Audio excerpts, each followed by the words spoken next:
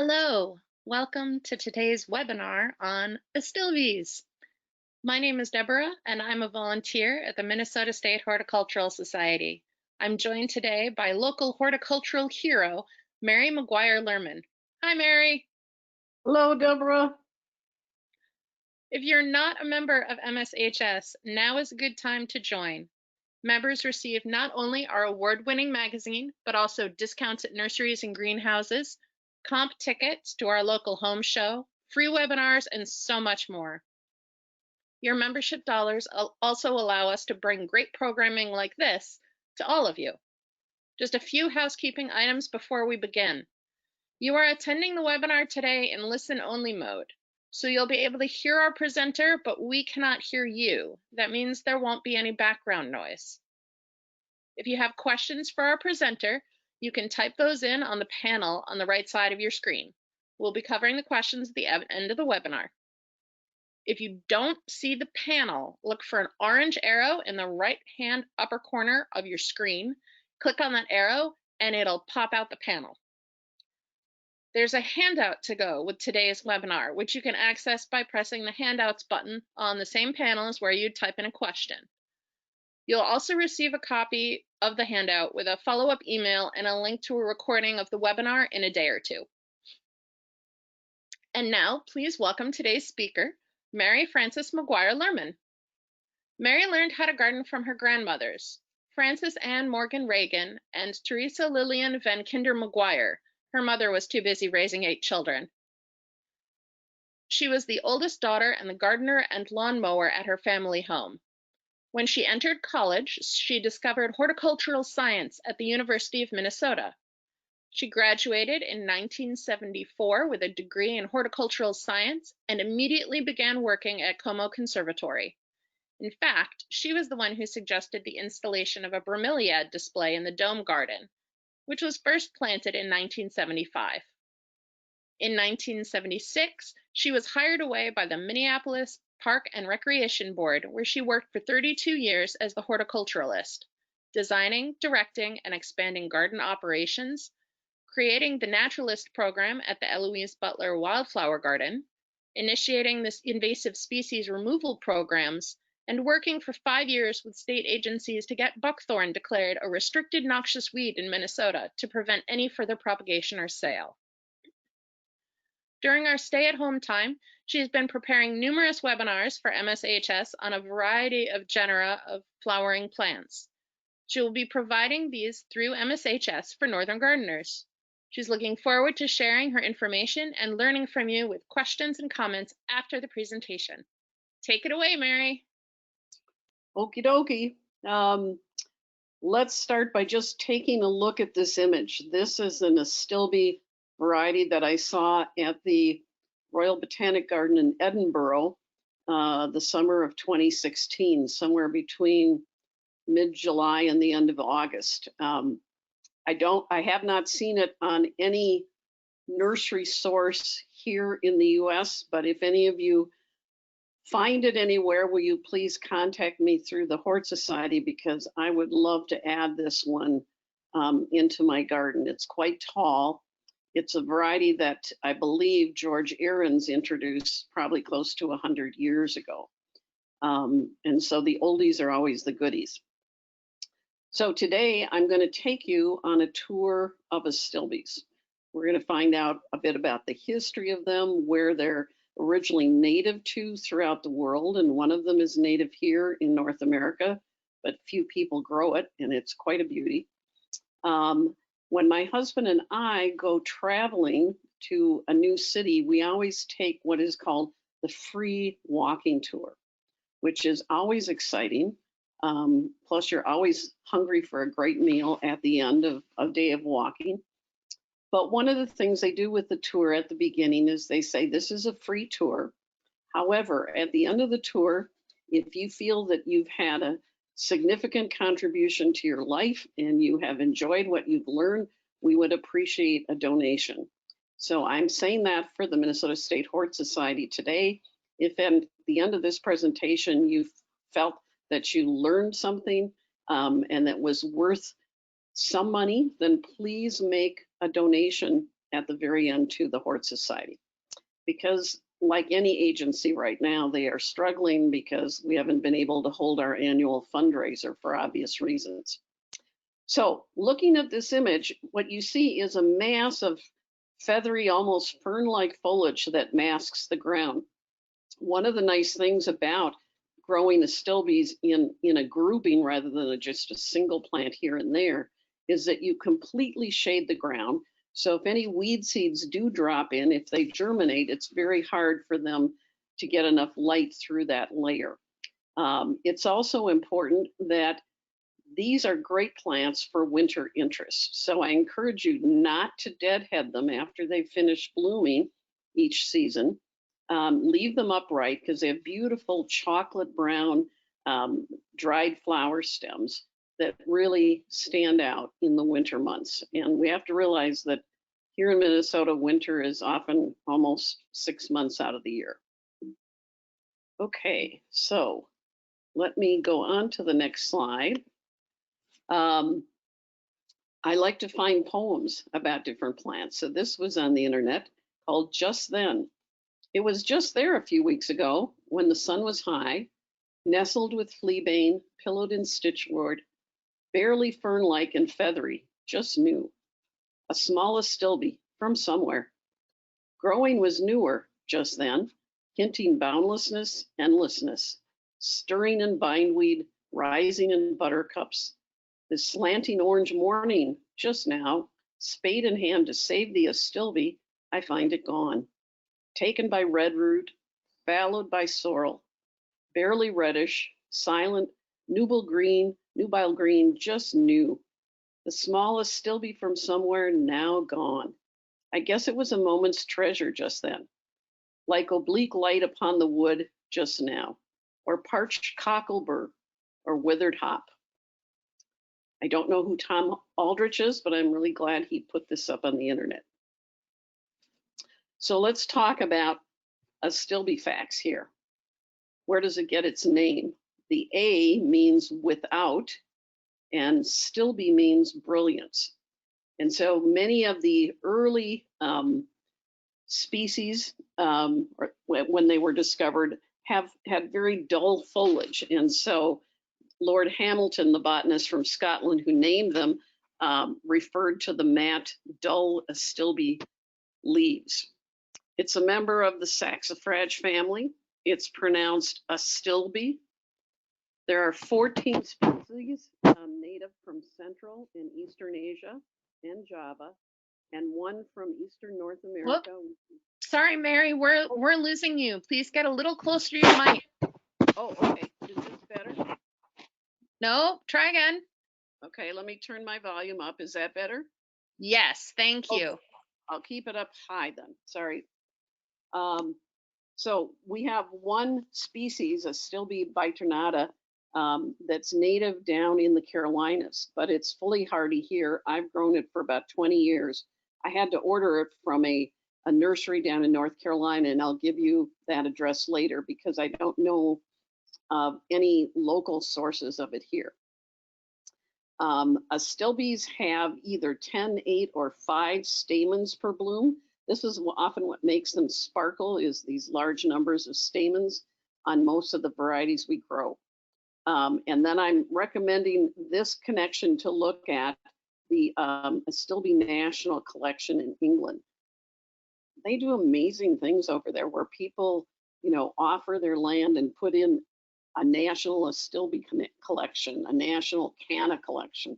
But here you can see it online. And here's an image from when we were there. We went to the Royal Hort Society Tatton Park Flower Show that was held, I think, about the 3rd or 4th week in July. And you see a couple of Astilbes there in the foreground, and you see loosestrife in the background, purple loosestrife, and some of the lighter colors they're breeding.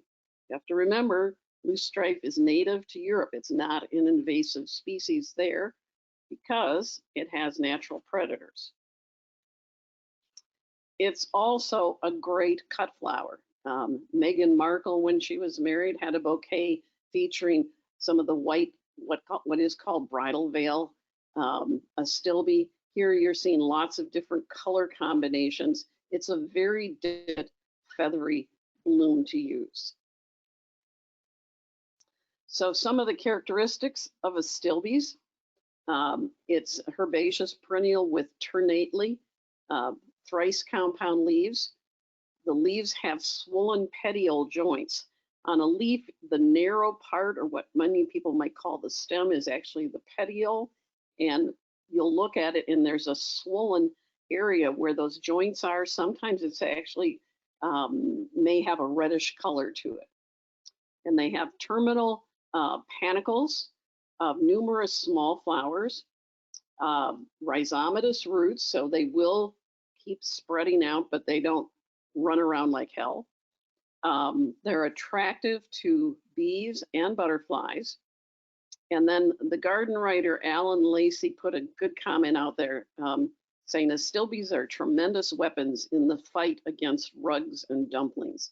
And by rugs, he means the ground cover or very low plants people use, and dumplings, literally those half dome shapes that you see in so many gardens, the Shasta daisies, the chrysanthemums, etc. And I remember a woman, this was probably back in the 80s when I was giving garden talks down at the Minneapolis Library, came in one day when we were talking about perennials, and she says, why is it when I go into garden centers, everything is 18 to 24 inches tall? Aren't there plants out there that would grow in different heights?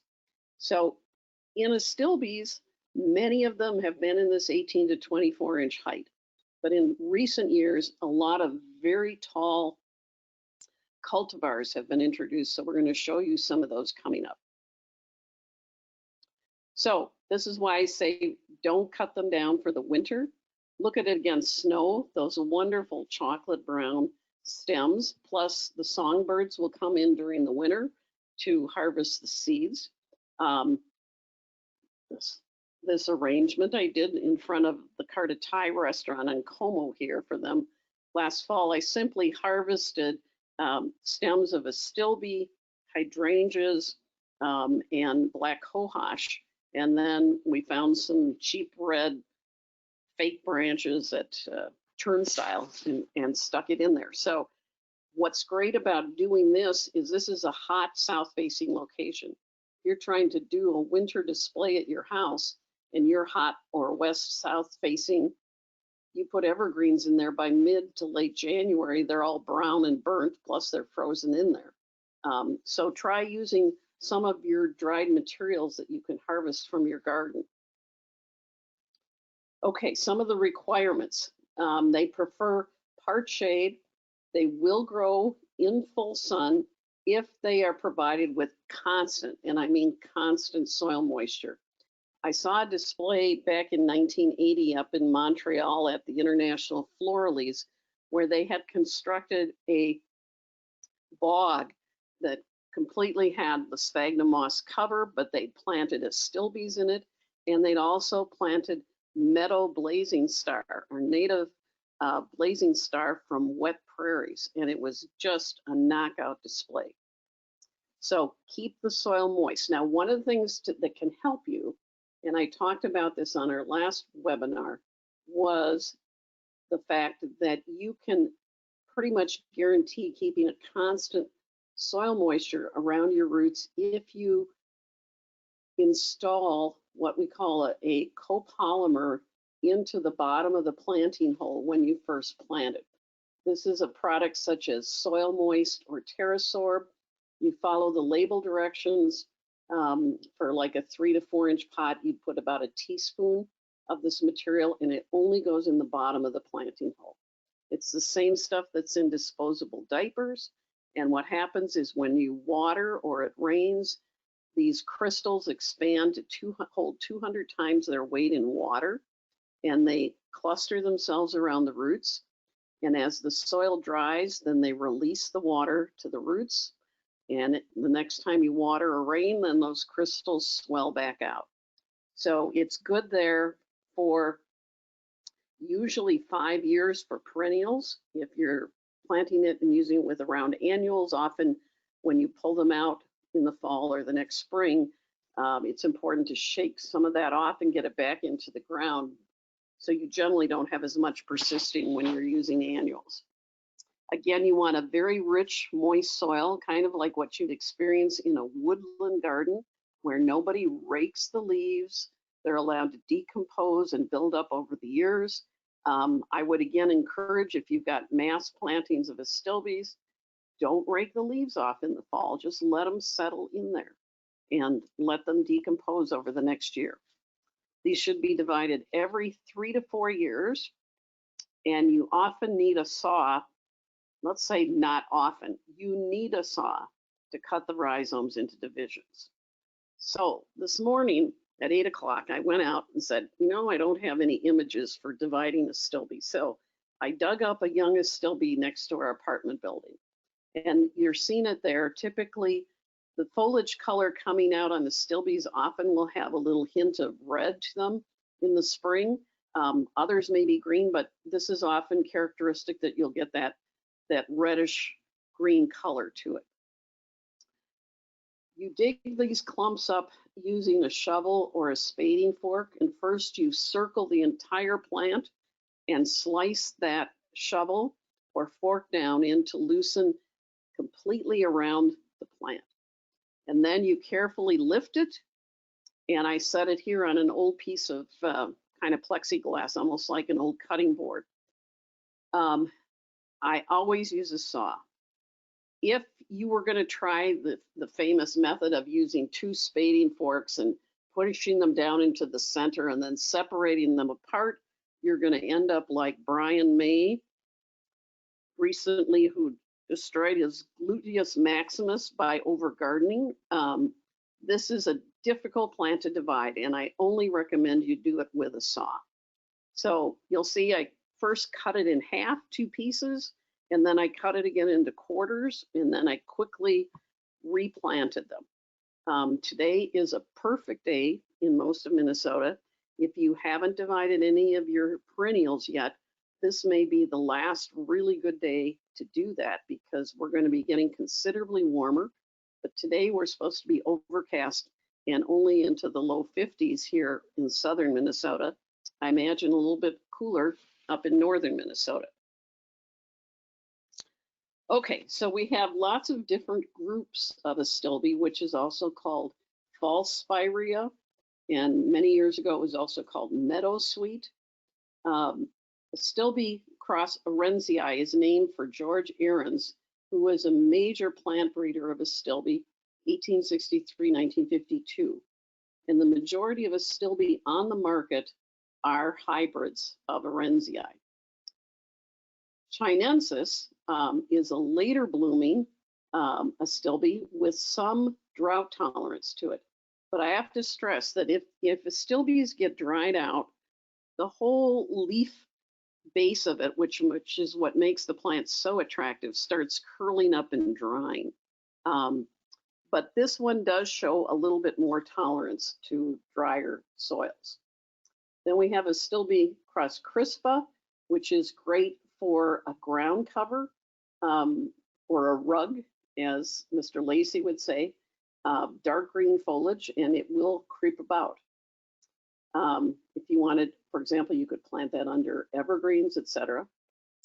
We have Astilbe japonica, which is the earliest blooming of the astilbes, and it has very glossy leaves. And then we have simplicifolia, which is a dwarf form with much more simple leaves, not as highly dissected as the others. And then we have thunbergii, which is unusual in that the blooms are semi-pendulous instead of being the vertical upright that you see on most astilbe. So we'll show you some images of those coming up. So here's Mr. Ahrens. He was from a large family too, 7th of 12 children, born in Prussia. He was trained at the Geisenheim Grape Breeding Institute and apprenticed at the Botanical Garden of Breslau in Silesia, which is now Poland. Then he traveled to England. He worked at a nursery in Tottenham in North London, and then later trained for a year with Mr. Perotti in Italy. He opened his own nursery in 1888 in Wuppertal It is still there. I think his granddaughter is operating it now. So if you go to Germany, check it out. He was fascinated with breeding perennials and introduced over 350 varieties of plants for gardeners. Now look at the list. You have Aconitum arendsii, which is monkshood. You have Phlox arendsii. You have the famous Hosta Siboldiana elegans, the Virginias, which have the unusual common name of pig squeaks, the Silverlight and Morning Light selections of those, the Othello selection of Ligularia, which is also called leopard plant, and then who doesn't have Sedum Autumn Joy in their garden? Plus 74 cultivars of Astilbe over 50 years. So let's look at some of the arendsii. So these were crosses that George made between chinensis variety Davidii with Astilboides, japonica, and thunbergii.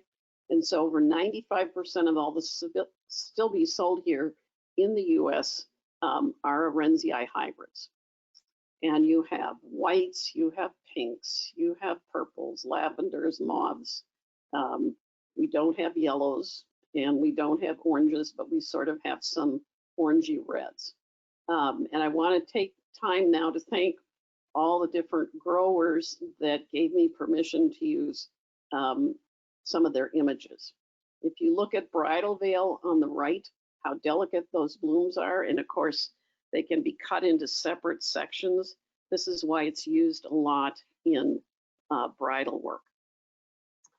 Okay, a couple more images. On the left was my former garden, which we sold the house 4 years ago. And down below, this was a house that was built into a ravine, so we had a walkout basement. But I'm on the staircase, and you're looking down at Ligularia the rocket with the yellow spires. And at the same time, one of George's hybrids, Amethyst, which is still widely available on the market, is blooming at the same time. This was directly against the north side of my house, and it was like 3 stories up, so it got morning light, and that was it. And then we see Bressingham Beauty here, a relatively newer selection out here, and you notice it's much taller, out of Walters Gardens. And Walters is a wholesale grower only, so you can't purchase from them, but they grow all of the perennials for the Proven Winner series. And in talking to them in January, I asked them about if they grow neonic free, and they said yes, they do. They grow the plugs that then go out to local growers to pot them up into gallons or quart pots. So he said when they leave our facility, they are neonic free. We can't guarantee what happens at the individual growers that get them after that. So here's some of the various images. Many of these are George's introductions. Rhineland, which is kind of a peachy pink. You see Bridal Veil again. Phenol, a brilliant, brilliant red. And if you like that kind of pink to mauve, hyacinth is and we also spell it hyacinth with a C here, but that's how it was pronounced or spelled in Germany. Peach Blossom is still widely on the market. Weiss Gloria, which you're seeing kind of a fuller bloom to them, or a stockier. Cattleya and Snowdrift. Now, the handout that you're getting is an Excel document that took me a long time to work on during the stay at home.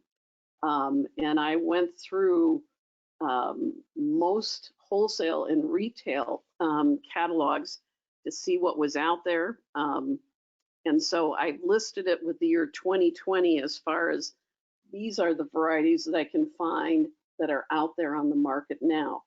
When you go to a garden center or a nursery, they can't carry all of them. You know, they choose a selection. And so if you're looking for a particular variety, you can call around to garden centers and nurseries. And if they don't have it, it's very likely, you know, with all the online shopping that you're going to be able to find it there. The Color Flash series was recently introduced to provide much more color through the foliage. Color Flash on the left was the very first one out that had these magenta tones into the foliage, and you'll see the flowers come out white and then fade to pink. And then Color Flash Lime, take a look at the height that you're getting on that with the flowers rising considerably above the foliage. This is some of what's going on with the new breeding with Astilbes. And frankly, this is getting as crazy, well, not as crazy as daylilies as far as the number introduced each year, but there are consistently new varieties of Astilbes coming out every single year. So some of the series, here's the music series, which in talking to a representative of Walters said, you know, these were great, but now these other newer ones have come out, so you might have trouble even finding these.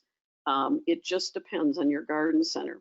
So all these Astilbe breeders come out with, well, how am I going to, what am I going to name my series? So this one was very happy to go with a music theme. And so you'll see the rhythm and blues, the heavy metal, jump and jive, drum and bass, and rock and roll. And notice how, again, the flowers are rising significantly above the foliage. Now, here's my favorite that I took a chance on 20 years ago to plant in my garden. You'll see from the map range here where Astilbe biternata, or the Appalachian false goat's beard, comes from.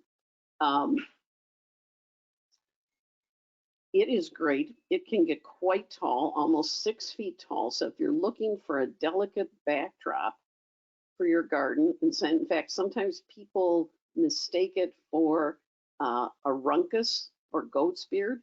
The goat's beard is a much bushier foliage plant. The leaves are really the way Astilbe was named. They are a dull green leaf, but the flowers spire quite a bit up. So this is from North Carolina Extension, and this is the variety that has the smaller number of pistils per flower. When you see it in bloom and you compare it to other Astilbes nearby, the brilliance that you often get in the blooms is there because of the larger quantity of the stamens and pistils. Okay, chinensis. This is the one that has some drought tolerance, but again, I would recommend whenever you plant Astilbe that you use a copolymer in the bottom of the planting hole. You will have usually a 99 to 100% success ratio in getting those plants established. So here we're looking at some of the taller varieties in the chinensis series. Purple Candles has been out probably since early to mid 80s. I'm making a guess. I remember I bought it online from Ambergate Gardens from Mike Hager. And the Milk and Honey, I think, came out about 10 years ago. Maggie Daly is a bit shorter. And Pumila is actually one that is used a lot as a ground cover. It'll get about 10 to 12 inches tall. Now here's some more chinensis. Oh, everybody's getting, oops, sorry, I bumped into my my copper, or my cast clay pot hanging gizmo behind me. Purple Rain, named for our Minneapolis musician. You'll look at the density of the blooms. This is one of the other things they're working to increase the density and the length of the blooms. The chinensis lowlands ruby red, I'd like to get one of those in. It looks like a very excellent red. You have the beautiful pink finale, the Rise and Shine, and then we have Amber Moon, which has a semi-chartreuse foliage to it. So these are some of the things also they're looking into, in addition to increasing the height on the blooms. they're looking at foliage color and the density of the bloom. So these are some of the latest, the expression series. So you have Diamond and Pearls. Darwin Plants is out of the Netherlands. They are the breeders there.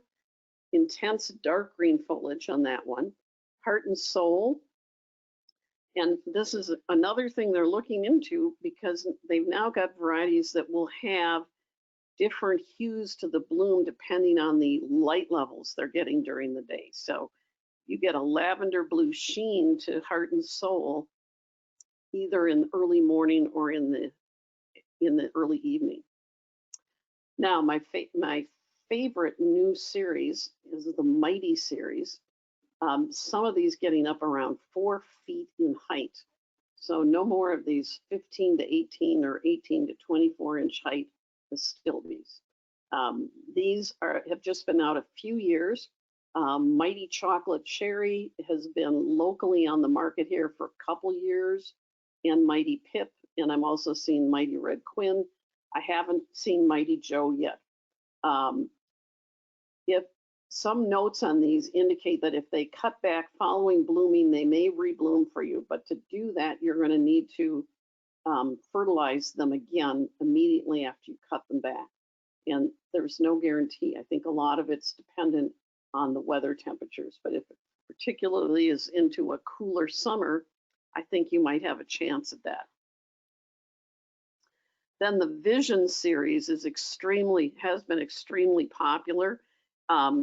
Very pyramidal blooms on them, and very dense clustering of the flower stems. Then we go into another hybrid here, the crispa cross here. Is you have Perkio and Lilliput. These are very short. If you have a larger rock garden or if you want a low blooming ground cover, the crispas would be good choices.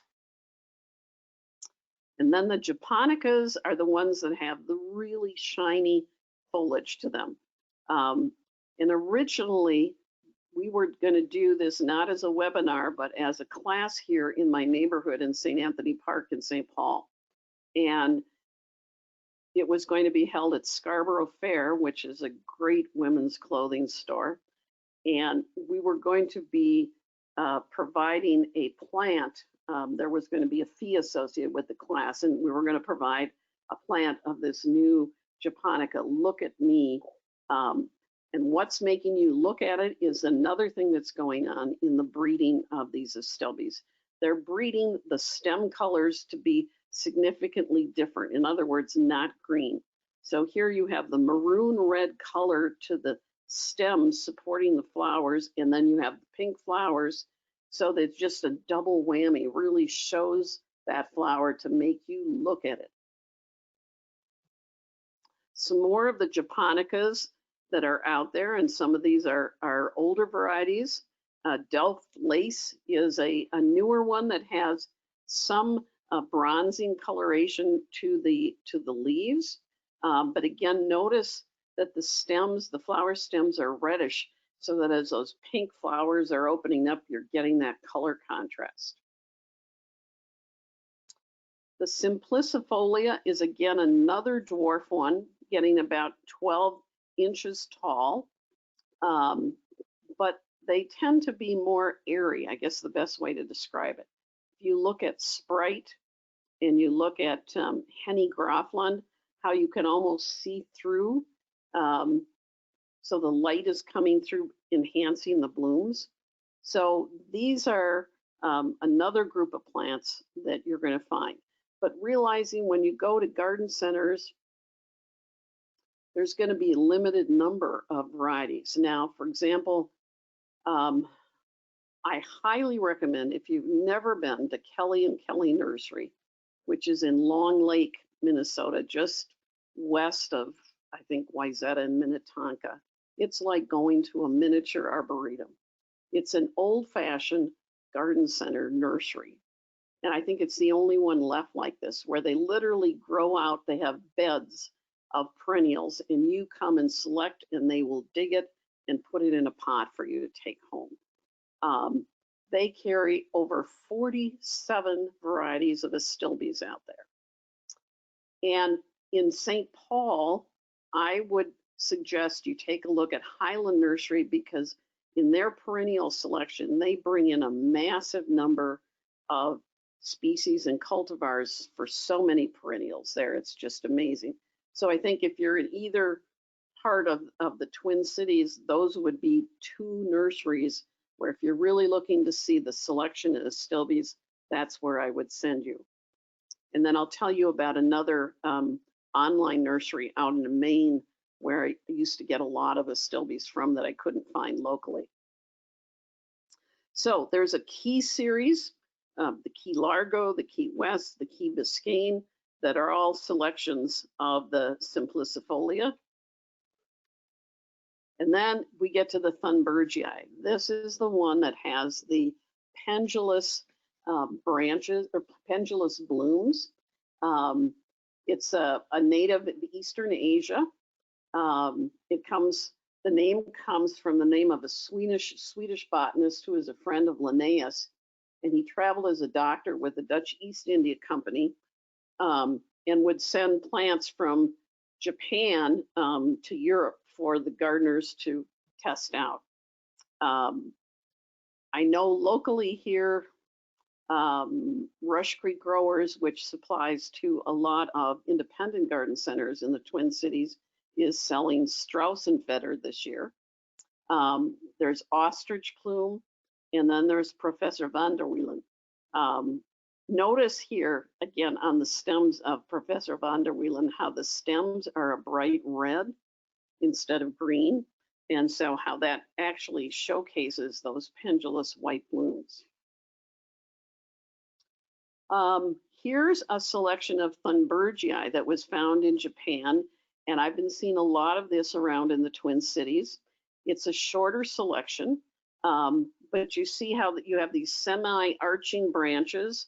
They're coming out white, kind of fading to pink, but the stems are a chocolate to maroon color. Then we have the short and sweet series with fruit names in them. So you have the fireberry, whiteberry, sugarberry, raspberry. They're about 16 inches tall and bloom early to midsummer. So they're a little bit shorter than those old 18 to 24 inch standards. And it's a cross between arendsii and japonica. Now, this is really one of the hottest ones out there. Again, shorter, 16 to 20 inches, but it's been bred so that they not only remain compact, but they have more flower plumes per plant, which are held in really attractive bunch clusters to them. So these you should have no trouble finding. You probably won't find all 6 colors at a garden center. They may only be carrying 1 or maybe 2. But I would check if you're looking for the wide color ranges, you know, call around, and I'd specifically call like Highland Nursery in St. Paul or Kelly & Kelly out in the western burbs. So where do you go to purchase Astilbe? Kelly & Kelly I mentioned. Mail order nurseries that I recommend to you would be Bluestone. These are all alphabetical. Fieldstone, but notice the 3 asterisks there. I have purchased from them for years. They probably have the biggest selection online of Astilbe that I've found anywhere in the country. Spring Hill Nursery carries some too.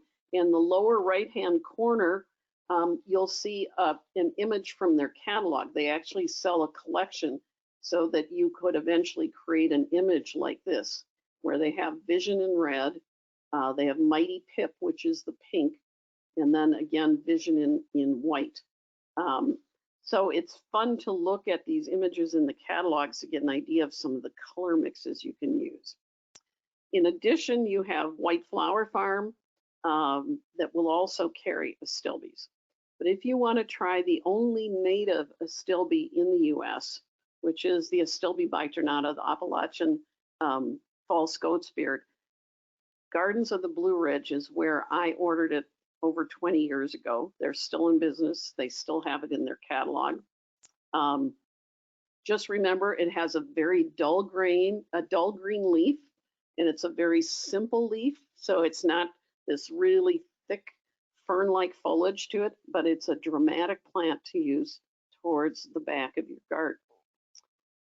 So a final image showing some of the newer Astilbes. I think this was in 2008 when I was at Keukenhof Gardens, a distance out from Amsterdam.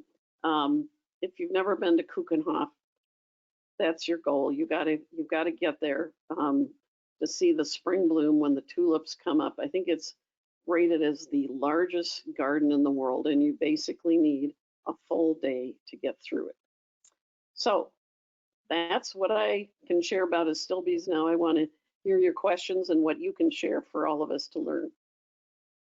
Okay, our first question is, could you please go back one slide so they have a chance to write down the names of the nurseries? Yeah, we'll just leave it up there. Excellent, thank you. Okay, Doris brought up a good question. She's used soil moist under a lot of other things, a lot of other plants. If she doesn't have it in with her Astilbes, should she dig some in, or should she wait until she transplant, or until she divides and put it in that? I would just wait till she divides, and if she has a consistently rich, moist soil, and never has to be concerned about watering much, then I wouldn't worry about using the soil moist or the TerraSorb. But in general, you know, if we get into some of these dry periods, and we're having an unusual dry spring this year, it's just a nice protection policy. Okay, the next question is about the safety of using the copolymers, as they are a plastic. Is it safe for the environment? Is it the best plan to be using a plastic under our plants? Yes, we went through this question at the last webinar, and I know Laura at the office has the safety data fact sheets that I sent in to her. This is the same product that's used in disposable diapers. So it's basically less than an inch away from your baby's bottom. It's used in, you know, in other Depend-like products. It breaks down naturally within about 5 years. But this is how often in planting forests, when they are putting in new seedlings, they will use this. I know for a fact that in the state of Israel, this is how they were able to establish forested areas throughout that country, was using this. I've used the product since 1985. The only concern with the product is that you need to make sure you're wearing gloves when you apply it, because it absorbs moisture. And so if you have a cut, for example, on your hand, and you have a crystal come in contact, it will start absorbing your blood or your bodily fluids there. So maybe when Laura sends out the cultivar sheet, she could send out also that other information on the safety data. That's good to know. Okay, I will have her do that. Julie wants to know, when the white Astilbes are past their prime, do they fade out nicely? Some white blooms are not attractive when they fade out. You know, I don't notice them being ugly at all, because they switch quickly to green as they're producing seeds. And then as you go into the fall, they develop into this chocolate brown color. Okay. Beverly wants to double check that the plants on the list you provided are all for zone 4? Yes, and I would think even into zone 3, you could probably grow a number of Astilbes, provided you have good soil moisture. and you have especially good soil moisture going into the fall. I think a lot of gardeners don't think about this when temperatures start to cool in the fall. But if we get into dry periods, it's important that your plants are well watered going into the fall. They have a greater success in surviving if they're well hydrated.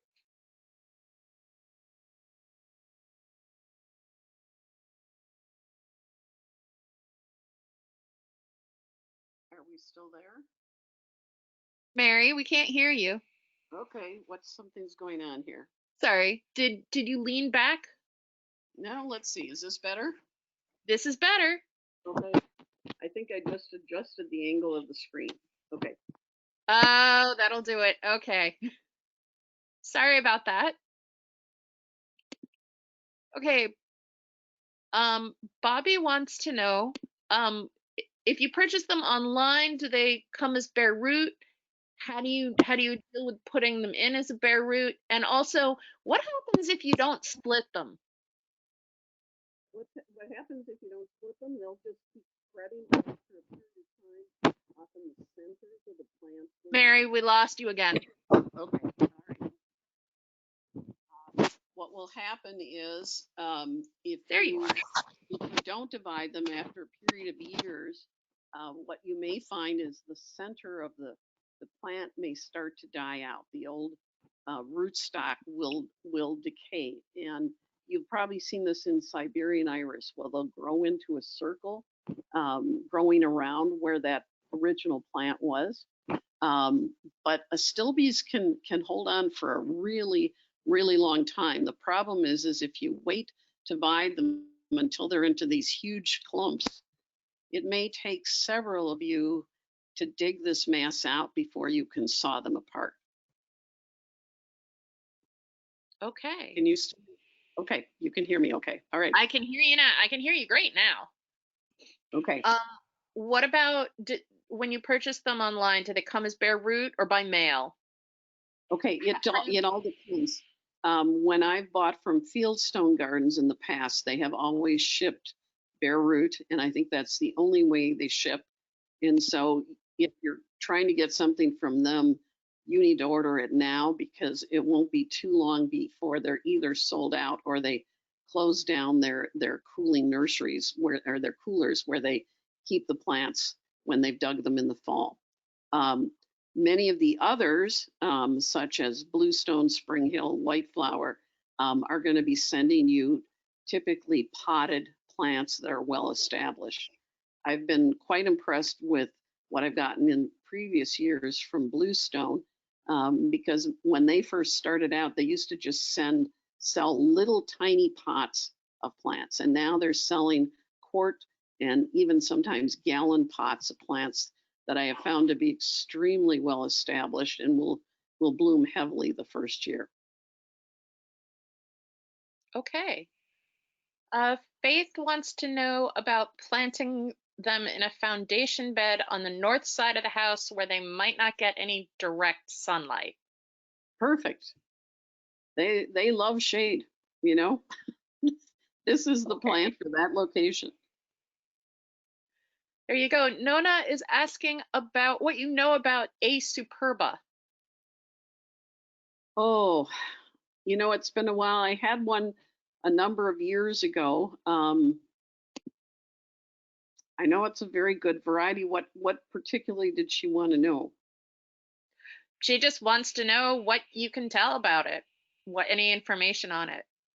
I think I've told you what I have. I think she just goes online. She can probably pull up more information about its history and it's the information on its height and its width is all going to be on the Excel spreadsheet that's going to be sent out to you probably tomorrow from MSHS.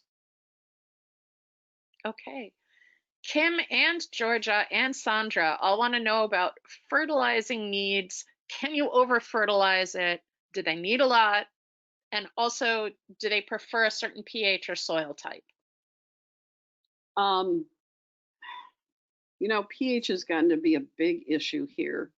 And with climate change and with us warming, I used to test the soils in Minneapolis parks for when we were going to put gardens in, and I did this for close to 30 years. And they always talk about, oh, you want to have a soil pH of 6.5, for great gardens. Well, I found that all over Minneapolis, I found one site near Minnehaha Creek where I could get a pH of 6.5.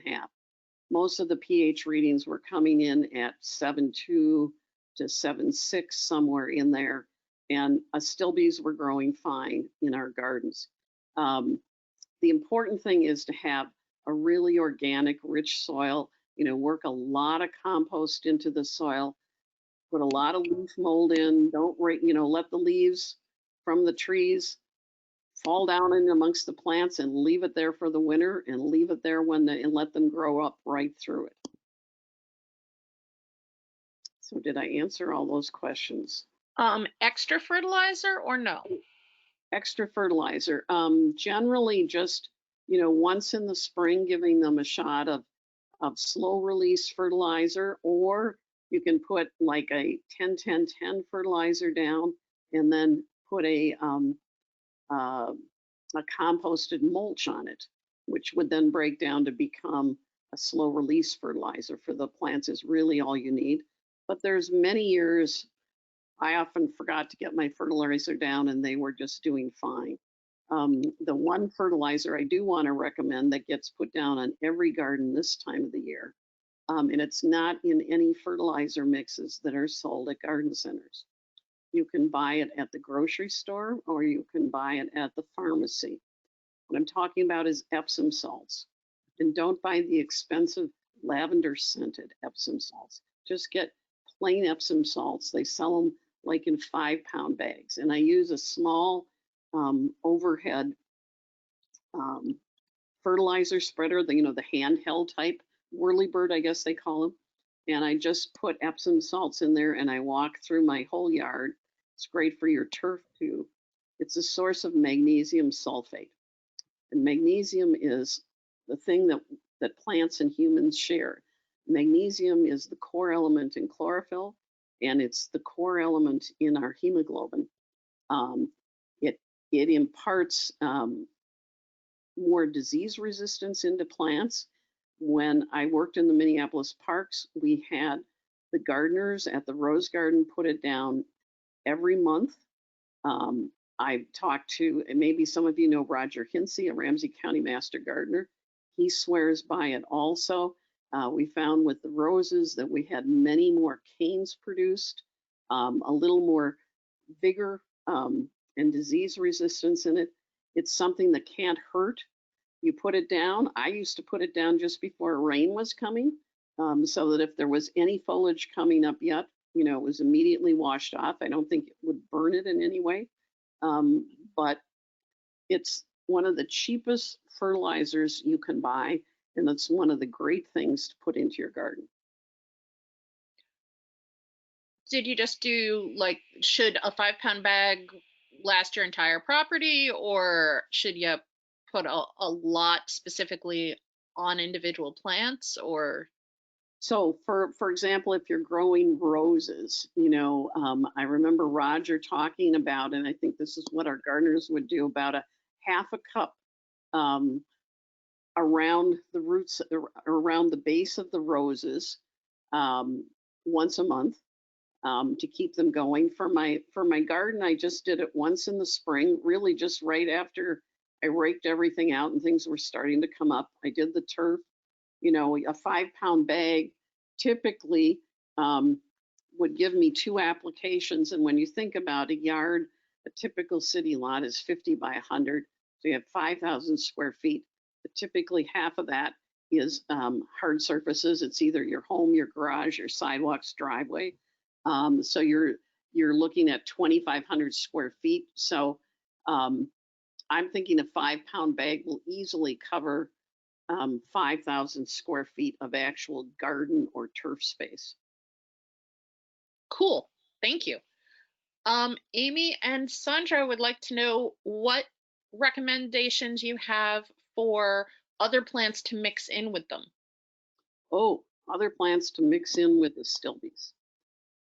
Great idea. One of the images I showed you, can I go back? Did everybody write down what they need on this image? I think so, but you just moved your mic again. Oh, yeah, I know. I set it down. Let's get it back here.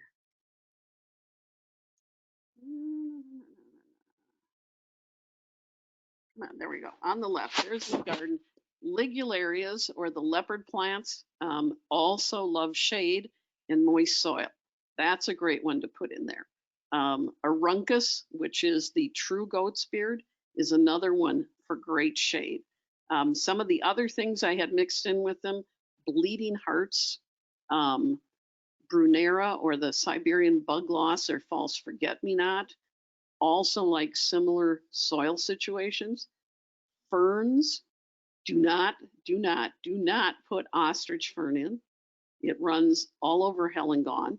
But look at some of our other native ferns, and there's some that most people aren't familiar with, but you can get them. Royal fern, cinnamon fern. Both of those ferns have separate fertile fronds that they shoot up high above the foliage, very dramatic. Lady ferns, there's many selections of lady ferns, such as Victoriae, which has these crested tips to them, that are absolutely amazing. You'll have to do a little searching for that, but I do know that Rush Creek is growing it this year. So some of those independent garden centers here in the Twin Cities, like Mother Earth Gardens, Lightners, Highland Nursery, Lilydale, I'm just throwing them out there. I'm sure you're going to find them there. Bachman's may probably have them too. I haven't gotten out to Bachman's this year to see what's all happening. In fact, a bunch of us have not been to garden centers at all. It's a whole new year. It's a whole new year. So those are some of the plants I would suggest, and of course hostas. And if you've never grown, the biggest hosta, Empress Wu. Empress Wu will, the foliage alone will get up to be about 4 feet by 4 feet, and then the mauvey pink flowers above that. Now, you'll see these magnificent pictures of it in catalogs, and you can do this, but here's how I was able to do it. I had an area just downslope from this picture where most of the moisture ran off in rains, and I added bushels and bushels and bushels of organic matter into this soil so that you could literally just run your fingers through it. This likes a really rich soil, and well, all hostas will, but this one in particular needs it. And it took 4 years of being in that to finally develop and get to the size where you see this image of the person standing behind the hosta with their face, you know, looking out from among the leaves. It's a huge one, but it's dramatic. I'll be honest, that's the only hosta I actually want. While we have the slides where they are, we had a question about one of them. Where is it? Kathy wants to know, what's the name of the Astilbe on the first slide? Oh, that's one that I mentioned, that if anybody finds it. That one. Yes. Now, I don't pronounce German. Is it Meta or Meta Imink? This is one that George Ahrens introduced probably 100 years ago. This was from an image at the Royal Botanic Garden in Edinburgh when we were there. I love it. If any of you find it, I have looked, I don't see it. I particularly looked at Fieldstone Gardens because they often have the biggest list. Have not found it. You might have to, no, I can't say that. You can't violate plant protection laws and sneak one back from the UK. No. No. But that's where I still saw them. So just keep looking online and maybe contacting. What I often do is I'll email like a nursery like Fieldstone and say, I'm really looking for this plant. You may not have it now, but is there a way you might be able to get it for me in the future? That's some of the ways to possibly track things down. Okay, we are about out of time.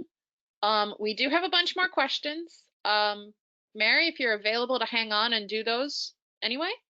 Yeah, I'm just sitting Okay, around in my pajamas. great. Okay. That gosh, yeah, I put on real pants today. I'm proud of myself. Um, we will be sticking around to answer the rest of your questions, but for those of you who have to go, thank you. And thank you everyone for attending today's webinar. You will be receiving a survey from us. We would really appreciate it if you would complete it and provide us with your feedback. You'll also receive a follow-up email within 24 to 48 hours with a link to view a recording of the webinar. So thank you all for those of you who have to run, and for those of you who don't, let's keep going with the questions. Linda wants to know, do oak leaves compose enough to leave them on the Astilbes in the fall? Astilbes, sorry, in the fall. Oh, yes. I do this with hostas too because we got fed up in our front yard where the grass just wouldn't grow. So we tore it all up and I planted it with solid hosta plantaginia, the one that blooms in late summer that smells like you're going to pass out because of the aroma. And I explained to the people that bought our house, I said, this looks very ugly for 1 month every year. But when the oak trees here drop their leaves, do not rake them up in the fall. Do not rake them up in the spring. Just leave them there because they break down and they just become the fertilizer for those hostas. And they've continued to do that, and the hostas continue to just thrive. And the Astilbes will do the same thing. Now, if you're raking them from somewhere else and piling them in huge quantities, that's another thing. But if you're just letting the natural oak leaves fall in or blow in, you're just fine. Leave them there. Okay. Lynn asks, should we deadhead them? She never Only, has, but okay, I don't like to deadhead them because I think they create great architectural interest, and I've never found that letting them, age and go to seed has affected the vigor of them at all. I think they give such an interesting texture, the chocolate brown color as we're going through the seasons. And then in the winter, to be able to look out when we have, as long as we don't have 4-foot snowfalls depths, you can see these poking through and then they become seeds for the winter birds. okay. Deb wants to know, will deer or rabbits be an issue? No, this is another great plant. The deer and rabbits do not like Astilbe. Great. Okay. Um, Linda has an oddity in her yard. She says, I have a small pink variety that self-seeds. Do you know what variety it might be? Because other varieties that I have don't do this. I really don't have an answer for that. I don't know. There are so many, when you get this handout of all the cultivars that are out there, I really, I really don't know. That might be a question to address. Um, I don't know that we have a big Astilbe collection at the university's arboretum, but you might want to contact the Chicago Botanic Garden, which I think has a large Astilbe collection there. Pass that along and perhaps they can answer it, especially if you wait until they come into bloom this season, take a picture and then send that with your question. Okay. Um, Janice wants to know about any pests or diseases that are specific That's to these another lilies. great thing about Astilbes. There's really no disease or insect pests of it at the present time. This is sounding more and more like the perfect plant. If only I had shade. Yes, if only you had shade. Okay. Charlene wants to know, would you use 10-10-10 and Epsom salt or just the Epsom salts? I would do both. And today's a Okay. perfect day to get out an Epsom salt because we're overcast. They're saying we might get some rain. and we're cooler today too. How does Epsom salts work in pots? Oh, you can use it in pots. This is the best thing I didn't mention. You know, when you're soaking your feet in the winter months, um, after you finish soaking your feet with Epsom salts, then pour this into your house plants, because the soil in house plants is often very quickly, can't think of the verb, Depleted? depleted. Thank you. You're Depleted in nutrients and magnesium. This is what every commercial grower of any pot plant, whether it's a perennial, annual, or a winter flowering plant, is they put Epsom salts on once a month in the greenhouse to all of their plants. So after you've soaked your feet, let's recycle that water. okay. Diane wants to know, can you leave pine needles as fertilizer? Sure, pine needles will take a much longer time to break down than deciduous tree leaves. But don't pile a huge quantity in there. But if they're, it's not unusual to plant Astilbes under evergreens. That should not be a problem at all. It always amazes me when I go to the compost site to see people that have brought in bags and bags of these beautiful needles that they're getting out of their yards when they could leave them as a fabulous mulch. Yeah. Deborah has some input for the identification question, and they say that she says that she has Chinese Astilbes and they seed a lot, so it might be one of those. Okay, good to know. And Terry wants to know, are there any varieties that have particularly showy blooms or foliage? Well, all the japonicas have the shiniest foliage, and those are often some of the earliest to bloom. And I mentioned that one new japonica I think it came out last year and that you should be able to find locally this year, called Look at Me, that has the maroon red stems holding these pink flowers. Dramatic. But the japonicas are particularly showy. I'm very impressed with the new Mighty series of the Chinese Astilbes. So the Mighty Chocolate Cherry, the Mighty Red Quinn, there's Mighty Pip, and there's Mighty Joe. But then we showed you a couple others. Let me zip through this again. Get down to one whose name is escaping me right now. Here, like Diamonds and Pearls, and the Expression series. So it might say on the label Expression and then Diamonds and Pearls or Heart and Soul. All of these are being bred with the darker color to the foliage and darker contrasting stems that hold those flowers. Okay, great. That's it for us. So thank you very much, Mary. And All right. again, thanks everyone for attending. And on behalf of the Minnesota State Horticultural Society and our presenters, thank you for joining us today. Stay safe.